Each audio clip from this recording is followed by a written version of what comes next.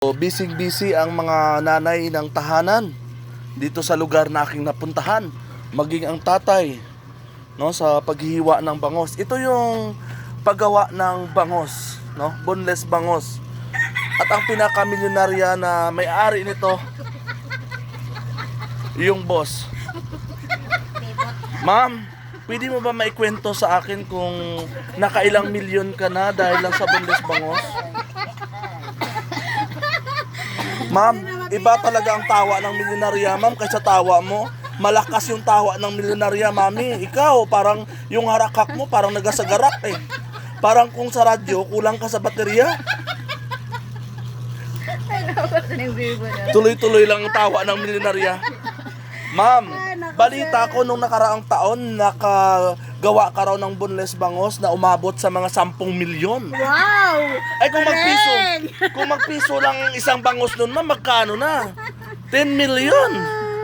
Hindi Ayan po, lang ma'am, yung... million, sir. Billion pa. Ay, praise the Lord. So, ayan po. Ayan po, nagsalita na, no? Wala na tayong dapat na itanong pa. Maliban lang dito sa Lola. Lola! Ilang taon po kayong nagboboneless ng bangos? Naging alipin ni Mrs. ano? Ang edad ko 81 na.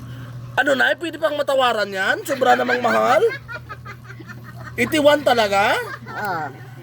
Anong sekreto mo na pagkain dito sa ano nito? Itong mga tinapay. Ano ito? Pwede yung anak ka.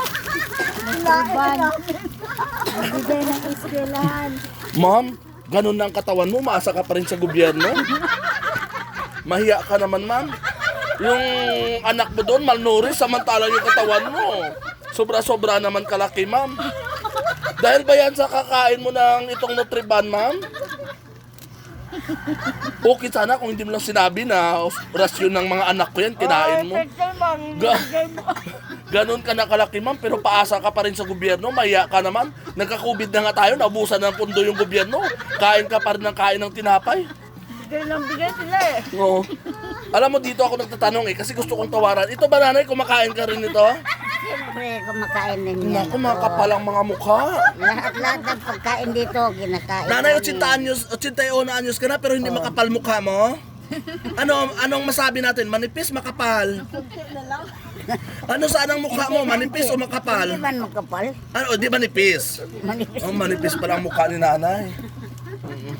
So ayan po yung mga, ito yung mga kapal na mukha siguro. Ikaw lang yung manipis nanay, no? 81 years old na kasi kaya manipis. So ayan si Mrs. Country, yun ang sinasabi nating top 1 billionaire, no? Dahil lang sa pagbabangos. Anak ko yan, anak. O pinagmamalaki ng nanay. So kung bilyonarya yung anak mo, nanay, kaya pala ng sikreto ng 81 Ako years old. maliit, siya malaki na. Nanay, ang sikreto pala na naging 81 years old ka kasi bago ka matulog, nagbibilang ka ng kayamanan mo. Kaya nagkakaroon ka ng magandang panaginip sa gabi.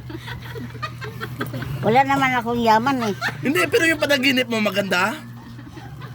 Wala naman akong panaginip. So nanay, sa ngayon nagsasalita ka pero marami ka pa palang pera.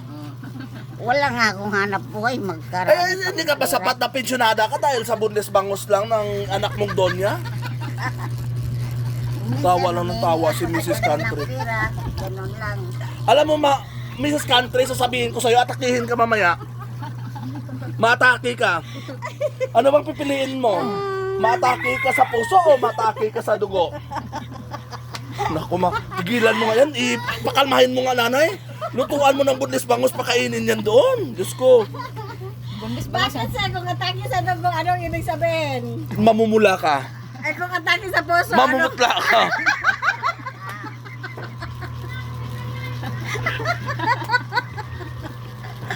Pinapanood ka sa buong mundo, nanay. Natutuwa ka sa mga sinasabi ko. Pag inatake ka sa dugo, mamumula ka. Pag inatake ka sa puso, mamumutla ka. patay agad. Yan ang sasabihin mo. Diretso ka na. Express ka na. Express ka na, mami, ha? Ikaw, nanay, ilang ang anak mo? May asawa. Ay! Dalaga ka na, pero mukhang nakapangatlong nanay ka na. Diyos ko. Mami, wag ka iwanan mo yung pagiging boneless bangos. Okay si Lula, makapalang mukha. Nanay, kilala mo ako? kaya pala tinatahulan mo ako eh. Tumatahol ka eh. Mrs. Country, Sir. 5 ang mansyon. 2 sa Kalibo. 1 sa New Washington. Ito mga paupahan lang to eh. Nangungupahan lang to sa Donya. Meron pa sir sa Fatima. Yan, nagsalita na. Nadagdagan na naman. Diyos ko. Hindi na talaga matawaran. May sa Fatima pa. So nanay, ano sasabihin mo? Yung anak mo hindi naman mayabang, no? Hindi, mayabang hindi. Medyo lang. Medyo. Tama si nanay. May tama ka nanay ha? Medyo lang. So yan po, ito po ay usapang business, no? Seryoso naman tayo, wag nang tawa-tawa ha. Usapang business. Alam mo bang business? Anong business? Negosyo. Ha? Negosyo. So ano ang mayroon sa negosyo? Wala kang alam? Pero may marunong ka magsalita ng negosyo? Pera. It's engaged money. Kung ang negosyo mo ay kumikita at yumayaman, successful ang business mo. Pero kung ang negosyo mo ay palubog at walang kinikita, Walang bango. naninirahan ka sa London. Londito, London, no? Tamang-tama kasi. Ma'am, bakit puro katawa ng tawa? Balutan mo na kaya kami at saka padalhan, no? Hindi naman yan sa akin, sir. Ito si Nanay Bukay.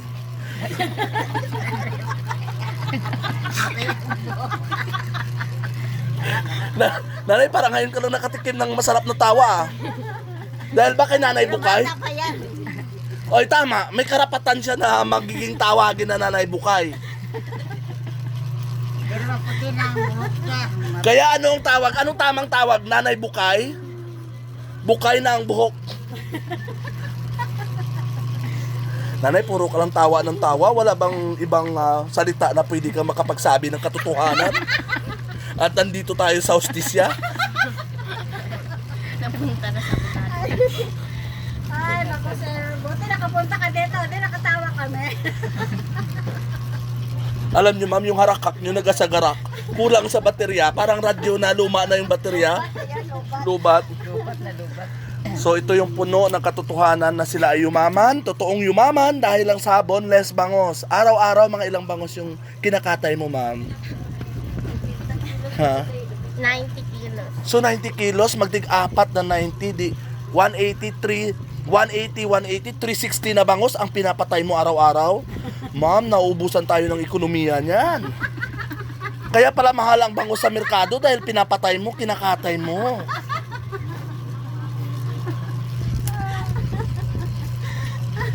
Parang wala nang katapusan, tawang ng tawa. Ay, Diyos ko. Siyempre sir, kasi masaya. Masaya dahil ikaw lang ang kumikita. Sila o nagbubunot pa ng balahibo ng bangos. Balahibo ba tawag dyan, ma'am? Tinik. At tinik.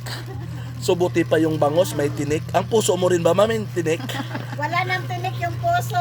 Ay, alam mo ba kung bakit si nanay nagbukay ang ulo niya? Naalala niya yung ex niya tuwing gabi.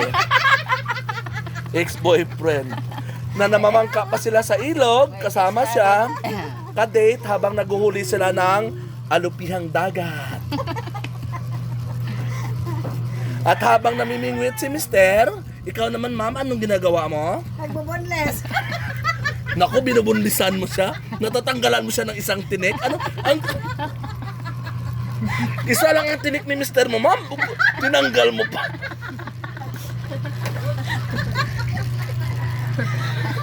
Tawanan kayo lahat. Ano mapagawa na lang tayo ng comedy bar? Ma'am, baka takihin ka mamaya ha?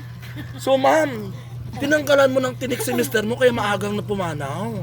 Diyos ko, hindi ka na konsensya? Buhay pa nga, pinapatay na. Ma'am, hindi ka nagsasabi ng katotohanan. Buhay pa pala ang mister mo. Nakain ko na ng tinik. Totoo yan ma'am, anak ka niya. Ano ka niya? Ikaw, isa ka rin kontrabida ha? Huwag ka nang lumapit. Masasaktan ka lang.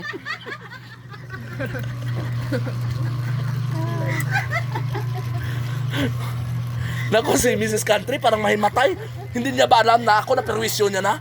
Pinaantay, pinasundo, wala pa rin yung binibigay niya. Puro lang siya tawa ng tawa. Eh kasi naman sir, hindi ka naman tumatawag ng maaga. O, ito, balikan natin. Yung pagiging bukay ng buhok mo, ma'am. Ma'am, pagbalik ko sa sunod... Ay, sir! Pagbalik ko sa sunod na linggo, lahat yan uniform na. No? May kunti pang black eh. Pero tawa na tawa si Mrs. Country. Kung hindi lang yan, wala lang pera. At hinayaan niya lang buhok niya. Sigurado una pa siyang manang bukay. Tamang-tama ka dyan, sir. Bukay na bukay na. Bukay na bukay yung buhok niyan. So hanggang dito lang muna yung kwento natin sa Bundes Bangos. May karugtong ito ha. Sir, ikaw lang ang makapagpatunay, makapagtotoo sa hukumang ito na lahat sila ay nagkasala. Sir, nagkasala po ba? Ikaw sir, parang galit ka kay misis mo lagi. Siloso ka siguro, no? Huwag mong pagsilusan si misis mo, sir. Pagsilusan mo yung bangos kung bakit iniiwan mo siya. Iniiwan ka ng bangos. So okay na? Billionaire. So ayan po yung kwento ng katotohanan. Mrs. Country, ang totoong tagumpay, naging bilyonarya dahil lang sa bangus. 5 yung kanyang apartment, 10 yung kanyang condominium unit sa Iloilo, mayroon sa Manila, sa Cebu, at mayroon saan yun kanina ma'am, sinabi niya? Sa Fatima. Matalas ang memory mo, iha. Napakatalas. Bata ka pa nga naman. Napakatalas ng memory mo. Naalala mo, saan nga uli yun? Sa Fatima. Fatima. So, yung Fatima bonus na lang yan kasi mayaman. So, goodbye sa mga people. Manang bukay, especially hindi kita makalimutan. Tinanggalan mo ng tinik ang iyong mister. Na isa lang ang tinik. Buti hindi nabasag yung kanyang pundasyon. Tinik lang ang nabunot. Tinig lang ang nabunot. Okay, adios, adorada. Especialmente, sir. Doon na palalim yung iniisip mo. Huwag mo na isipin yung nakaraan. Ang hinaharap ang isipin. Isipin ang hinaharap. Oh. Sir, ito ba misis mo, sir? Sir, Ito yung misis niya. Oo. Ito, sir, sabihin mo ang katotohanan at pawang katotohanan sa harap ng kamerang ito na ikaw ay isang... Sir, isang... Mami ka na lang magsabi ng katotohanan. Mabisyo ba yung... Ay, Jesus Mariano. Mabisyo ba si mister mo, ma'am? Buti hindi mo na... Walang bisyo. Hindi mo na to nabunutan ng tinik.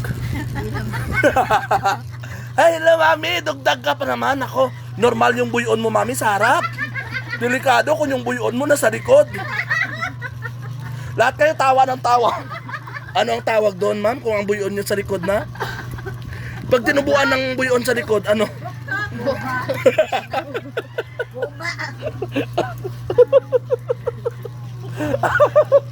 Ay, Diyos ko, tama na ito. Hanggang dito lang muna tayo. Sa susunod na kabanata, abangan natin. Marami pa tayong mga artista sa buhay. Isali mo na yung ex-boyfriend mo, mama, sa video natin ito. Ikaw, Mrs. Country, ha? Bigyan mo sila ng kayamanan mo. Lalo na si nanay, 81 years old. Magbo-birthday. Kailan birthday mo, nay? Naku, nakalimutan na. Naku, nakalimutan. Lumagpas daw ang birthday niya. Hindi niya naalala. Kailan, mami? September ba? January? Nakaraan na yung Pebrero pa. Ay, Pebrero. Alam mo ba, sumpungin ang ugali ng Pebrero. Minsan mabuti, minsan mabait, minsan masungit. Ay nako, ingat ka! Ingat! Ingat! Okay, so good luck and God bless. Maraming salamat sa panonood ng aking YouTube channel. Hanggang sa muli. Sabayan nyo si Ma'am Country sa pagtatawa habang kayo nanonood at si Manang Bukay na laging inspired sa pagbunot ng tinik ng kanyang mister. At si Ma'am na matalas ang kanyang pag-iisip at memorya. Thank you. Subscribe nyo naman ako sa aking YouTube channel. Ito yung mga boneless girls. The bone girl. Okay, thank you. Sir, ikaw lang nag-isa dito, sir. Buti hindi ka na ano nila, no? Diyos ko. Iba pa naman mga babae, chismusa yan, sir. Pati ikaw, idamay pa nila. Wala kang kamalay-malay, wala kang kasalanan, dadamay ka ng mga ito. Number 1 ka raw sa kandidata ng chismusa sa inyong lugar, ma'am. Balita. O ikaw nagdadala ng chismis dito sa bunlisan ng Bangos. Hindi yan nagdadala, sir. Mag, Mabait yan. magsalita ka na, ma'am. Magsalita ka. Okay na? Hindi naman siya chismosa. Okay, very good. So, thank you so much.